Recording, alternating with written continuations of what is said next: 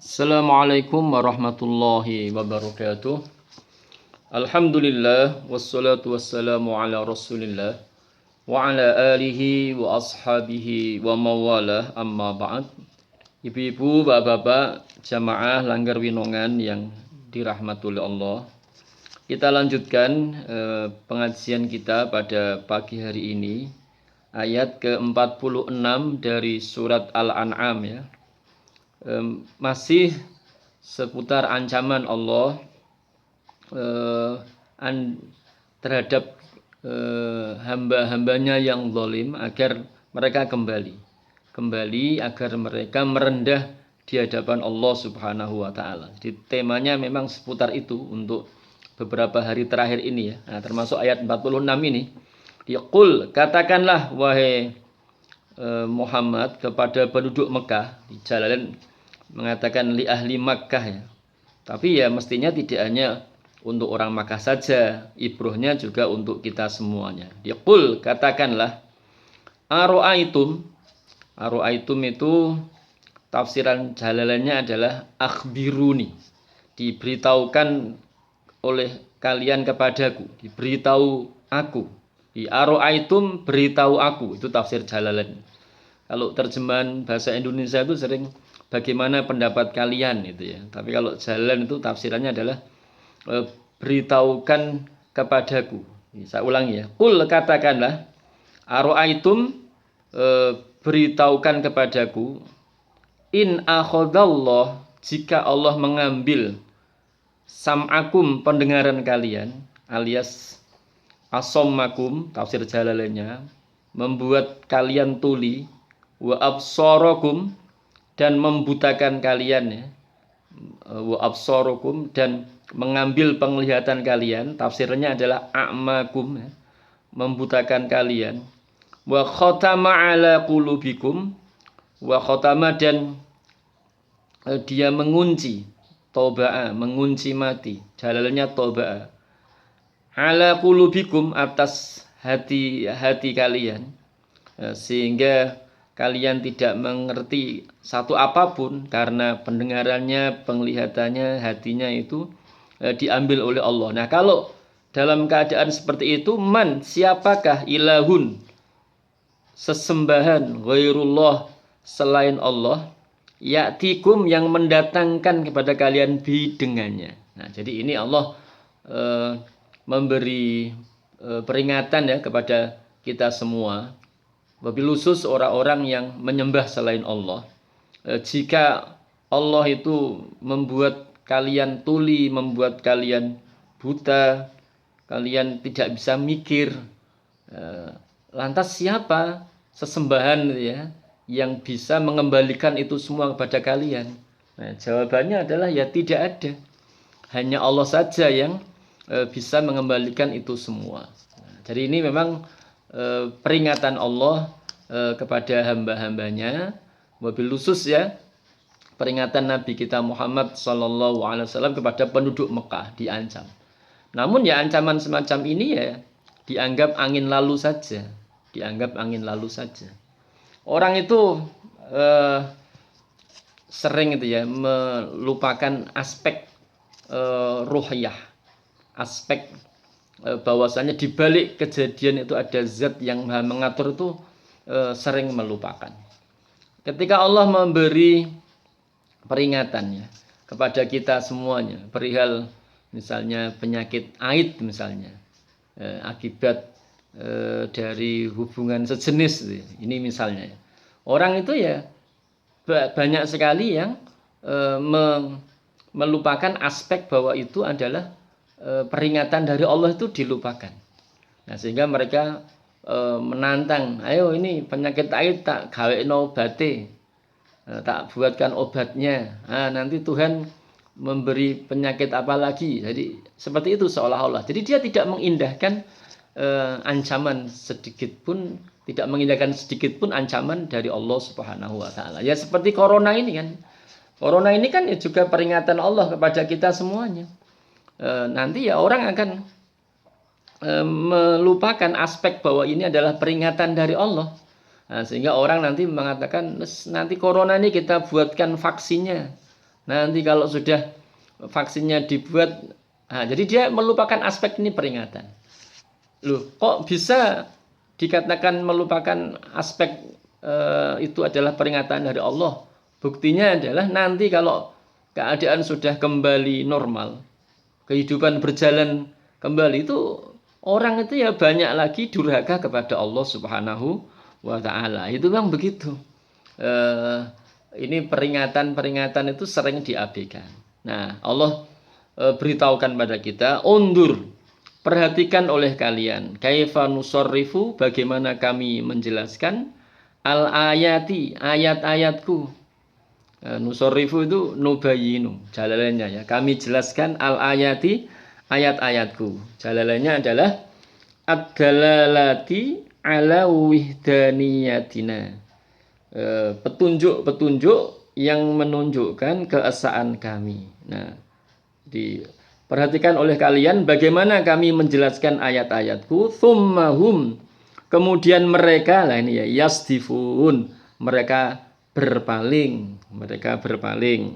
Jalalan menyebutkan yu'riduna anha fala yu'minun, mereka berpaling dari ayat-ayat Allah lalu mereka tidak beriman. Nah, jadi ini kesekian kali Allah memberikan peringatan pada hamba-hambanya, tapi di sekian kali pula hamba-hambanya itu sering melupakan bahwa itu adalah peringatan dari Allah. Mereka berpaling sehingga tidak beriman. Nah, semoga saja ya keadaannya itu tidak seperti umat terdahulu ya, yang dijelaskan oleh Allah peringatan terus tidak beriman. Ya semoga nanti ya setelah corona ini ya betul-betul orang beriman. Nah, semoga saja. Nah, tapi ya tidak tahu, namanya orang itu inna sa'yakum lasyatta. Sesungguhnya usaha kalian itu sangat macam-macam. Beragam sekali. Nah, kayak kita sekarang ini ya, sama-sama terisolasi di rumah. Itu mungkin ya ada yang menghatamkan Quran, ada yang banyak dzikiran, ada yang banyak wiridan, itu ada yang seperti itu. Tapi ada juga mungkin ketika orang terisolasi di rumah ya malah ngentekne pulsa nggo ndelok film porno, poso-poso sisan, ya ada juga kayak begitu. Ya mungkin ya. Kita kan tidak tahu. Tapi secara akliyah itu ya mungkin seperti itu. Nah, ini adalah orang yang tidak bisa mengambil peringatan dari Allah Subhanahu wa Ta'ala. Nah, ibu-ibu, bapak-bapak yang dirahmati Allah, kita lanjutkan ayat ke-47. Qul, katakanlah wahai Muhammad, wahai insan yang paling mulia. Jadi kalau saya mengatakan insan yang paling mulia itu mengambil tafsirnya Abdul Qadir Al-Jailani. Di Qul, katakanlah wahai insan yang paling mulia. Jadi dia berbeda dengan tafsiran-tafsiran yang sering mengatakan katakanlah wahai Muhammad. Kalau Jailani itu, Syekh Abdul Qadir Jailani itu katakanlah insan yang paling mulia. Qul, katakanlah lahum pada mereka, aro'aitakum. Jadi ini sama ya. Apa itu istilahnya, Allah memberi peringatan pada kalian ya.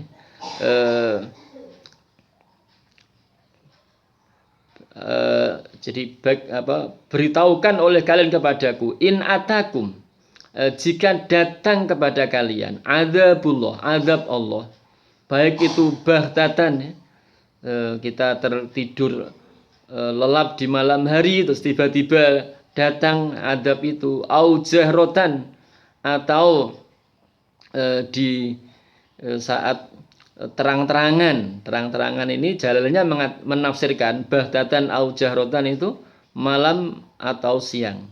Nah, katakanlah wahai Muhammad, insan yang paling mulia, beritahukan kepadaku apa yang kalian perbuat jika sewaktu-waktu ya azab Allah itu datang pada kalian di malam hari saat tertidur. Bahtatan itu ditafsirkan lailan, malam hari. Saat tertidur pulas itu ada azab.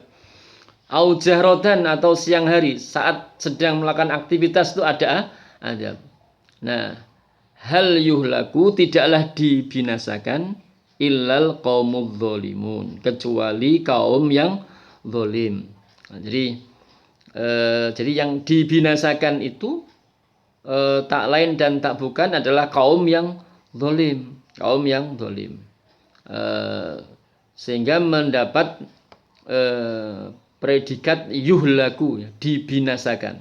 Kemarin sudah kita bahas azab itu, ya, itu bisa mengenai orang mukmin. Ya, azab itu bisa mengenai orang mukmin. Itu adalah azab yang merata, azab yang merata. Tapi di umat-umat terdahulu, itu ya, itu kayak umatnya zaman Nabi Lut alaihissalam itu ya, zaman Nabi Nuh alaihissalam itu sebelum Allah timpakan azab gitu ya, itu Allah selamatkan orang-orang yang beriman dulu. Nah, itu kalau umat terdahulu. Nah, kalau umat setelah umatnya Nabi Muhammad sallallahu alaihi wasallam itu Allah mengancam, takutlah kalian semua akan azab yang tidak hanya menimpa orang-orang yang dolim saja secara khusus dari kalian.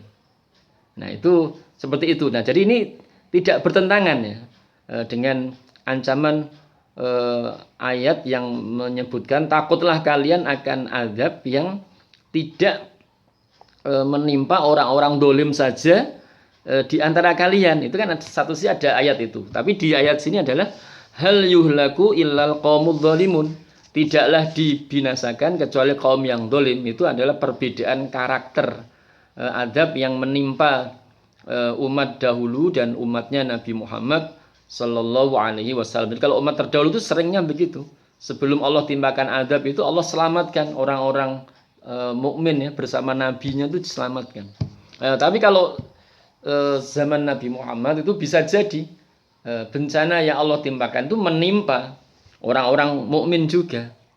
Wattaqu fitnatal la tusibannal ladzina dzalamu minkum khassah. Ditakutlah kalian akan satu azab yang tidak hanya menimpa orang-orang dolim saja dari kalian. Nah, itu kan berarti orang mukmin bisa kena. Orang mukmin bisa kena. Nah, apakah ini berlawanan dengan ini? Tidaklah dibinasakan kecuali kaum yang dolim. Tidak berlawanan ya. Jadi kalau umat Nabi Muhammad itu memang ancaman azabnya itu memang begitu. Bisa saja itu menimpa orang mukmin. Tapi hisabnya sendiri-sendiri. Hisabnya sendiri-sendiri. Tapi kalau umat sebelum Nabi Muhammad itu, sebelum Allah timpakan azab itu, Allah selamatkan para nabi dan para rasul, sehingga hal yuhlaku illal qaumudz zalimun, tidaklah dibinasakan kecuali kaum yang zalim. Jadi ibu-ibu bapak yang dirahmati Allah, jadi ini adalah ancaman ya, peringatan dari Allah kepada kita semua agar kita itu ya tidak kok merasa aman, tapi juga tidak kok merasa takut terus, enggak, di tengah-tengah. Jadi kalau merasa takut terus nanti ada apa-apa nanti ya stres juga. Tapi juga tidak merasa aman terus ono opos. Itu tidak begitu, harus mempunyai posisinya di tengah-tengah terkait menyikapi azab ini. Jadi memang kita ya kayak terjadinya pandemi seperti ini ya, kita harus introspeksi diri. Nah, ini bisa jadi adalah azab yang Allah timpakan kepada penduduk dunia. Nah, itu harus ada seperti itu supaya kita kembali kepada Allah, supaya kita kembali ke tujuan Allah menimpakan bencana itu kan agar tadarru'u, mereka itu tadarru'u itu mereka merendahkan diri. Jadi jangan sampai kemudian menyombongkan diri. Makanya kita ya dalam situasi semacam ini ya, pandemi plus Ramadan sisan itu kan ya.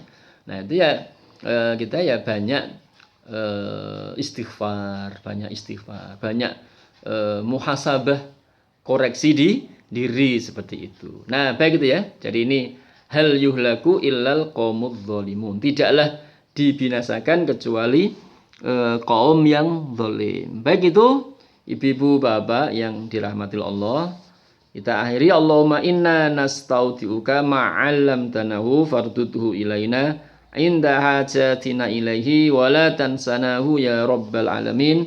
Assalamualaikum warahmatullahi wabarakatuh.